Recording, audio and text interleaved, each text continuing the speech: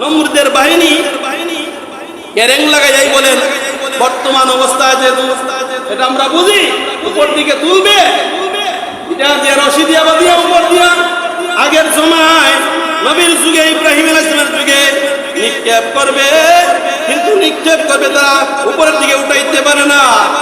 বলতে লাগলো, তারা বুঝতে লাগলো এত শক্তি, আমরা এত শক্তি, এত সেনাবাহিনী তারা শক্তি আমরা কেন উঠাইতে পারি না। নিশ্চয়ই আল্লাহ তাআলার কুদরত আছে, ইব্রাহিমকে ফেরেশতারা ধরিয়ে আঁকড়ে আছে।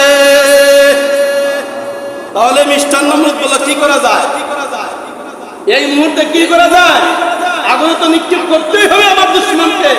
যদি ইব্রাহিমকে আমি জ্বালাইয়া ধ্বংস করি না, তাহলে তার বাণী ইসলামের বাণী পৌঁছা দিবে, আমার খুদাই চলে যাবে, আমার বাদশাহী চলে যাবে, আমার ক্ষমতা চলে যাবে, আমার বীরত্ব চলে যাবে, আমি নমরুদের কোনো মান শান থাকবে না, আমার খুদা বলে কেউ মানবে না, আমার কেউ আর ভয় পাইবে না, আমার কেউ আর ডরাইবে না।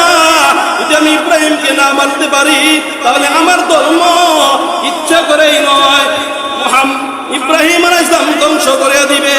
এই জন্য যে কোনো ভাবেই হোক, যে কোনো জিনিসের মাধ্যমে হোক, যে কোনো শর্তের বিনিময় হোক, যে কোনো কুকুরমের মাধ্যমে হলো ইব্রাহিমকে আগুনে নিক্ষেপ করতেই হবে।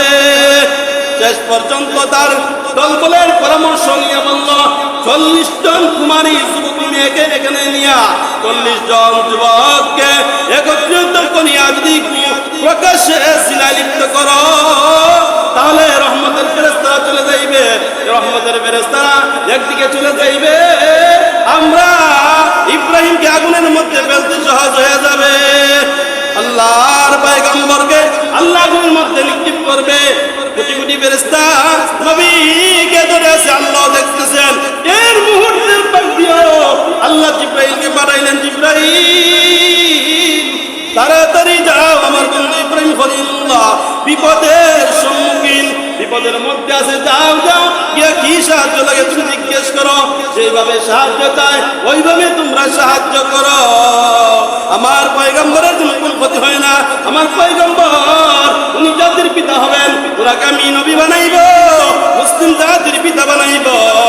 ইব্রাহিম খলিলুল্লাহ আমার প্রিয় বন্ধু, আমার প্রিয় নবী, নবী আমি বানাইব, আমার নবীকে যেন তারা ক্ষতি করতে পারে না। যাও যাও ইব্রাহিম